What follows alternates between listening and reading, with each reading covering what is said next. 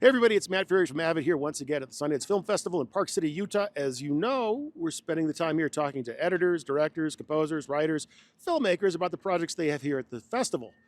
A lot of the projects we've been talking about have been getting a buzz here at the festival. This one's no different, but it also, people are really talking a lot about the title. And the title of this film is My Old Ass, and I've been waiting all week to say that.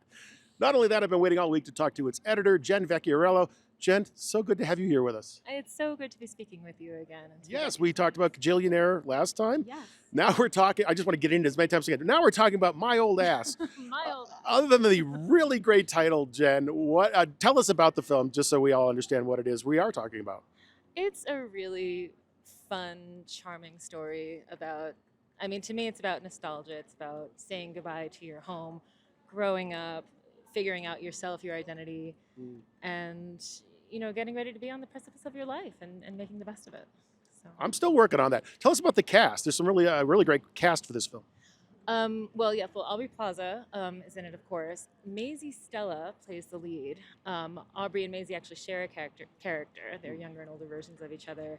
Maisie Stella, this is her first feature, and she is incredible. Like, when I say not one bad take, I mean not one bad take. She's so natural, so fun to cut, so, this happens a lot when you're editing, where you're working with footage and you're looking at somebody's face all the time and I feel like I know them. And then it's this really awkward thing when you're at ADR and you're like wanting to say hi because you feel like you have this relationship with them and they're like, I have no idea who you are.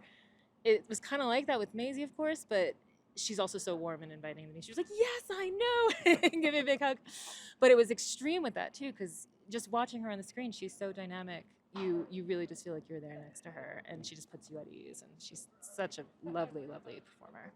And so, other than just having a great title, how was it that you came to be on this project? I know there had to be more to it than just a really catchy title. Yes. Well, I actually joined the team a little bit later on this one, and it had been started by Jennifer Lee, who's an incredible editor, and Gabby Arno, who was on all throughout as well. And Gabby, she started out assisting on the show, but then she did an incredible pass of it too. She did a lot of cutting on the movie. She did a wonderful pass of it.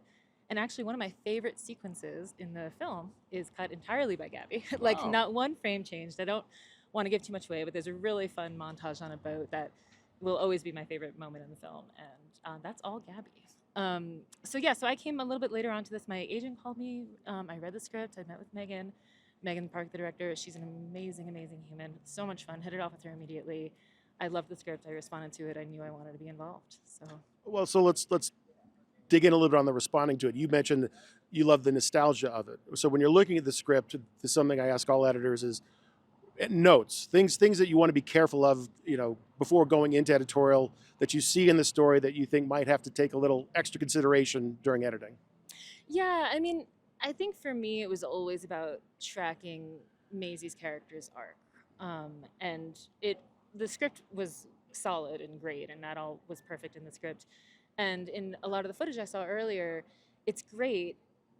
All of the chemistry is always there. All of the magic is always there. It's just making sure that getting from like beginning to end, you're doing it in the best possible way that makes the most sense, that feels like you're growing, that you feels like these relationships are progressing in a way that you believe. So we did some shifting things around, because there's a few relationships that we're tracking here. There's a romantic component, there's a self-love component, which to me is always like the strongest, and that's the part that really spoke to me.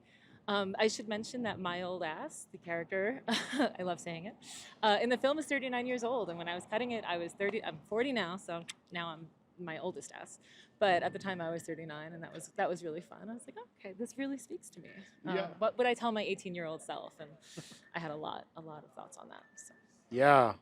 Wow. You gave me pause there. I'm going to have to think about that one later. So something I haven't been asking, but I do ask a lot in other interviews is things you take away, things that you learned from working on the project. And I know this is kind of a gotcha question for a woman on the street style interview, but what did you learn from working on this project?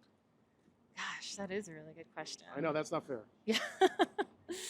I learned never be afraid to try anything, even the kind of the most radical ideas in the edit when you're like, oh, there's no way this is going to work. Just, there are no bad ideas. You have to try everything. You're shocked by what works and what doesn't. And some of the, the most joyful moments of the film were kind of stumbled upon by just saying, what are we going to you gonna do here? Hmm. But yeah, just keep a really open mind. Share your work with everybody. Have friends and family and colleagues and everybody view as much as you can. Get everybody's input because you're just gonna learn more and more about it as you go. Well, so now I will ask you a question that I have been asking everybody, and that is the most challenging aspect of this project for you. If you're looking back on this, I want to say it again, but looking back on this film, what was the most challenging aspect of how you did it? I mean, if I'm honest, there wasn't a lot that was very challenging about this film. It was a fun joy to cut. It was great people. The producers were great. Megan was great. If there was any challenge, it's just the working remotely aspect of it all. That's still something that I think a lot of us are struggling with. There's a lot of benefits to working remotely. When I'm working from home, I can, take a reasonable dinner break and put my daughter to bed and then get back to work. There's really wonderful things about that schedule, but there is a magic that you miss from being in the room together, which fortunately we were able to get in those last weeks. So we were, I think we were able to make up for any of that. But to me, that's always the biggest challenge working remotely. Yeah. Yeah. Well, it sounds like you overcame all those challenges to make a great film. As I said, everybody's talking about it. I've been waiting all week to say my old ass to you. And not only did you give great answers, you brought the sunshine with you. And for that, I can't thank you enough, Jen. Thank you for taking the time to talk to us today. And I can't wait to see you at Sundance again, because you know I will. Thank you so much for having me. It's always a pleasure to speak with you guys. And thanks for making the tools that we use. Oh, there. I like that answer. Well, there you have it. Jen Vecchiarello. The film is My Old Ass. Look for it. Not My Old Ass, but look for the film My Old Ass. You'll see it. It's going to do big things, I know. Stick with us here in Park City at Sundance Film Festival for more great content on the Avid social media channels. We'll see you there.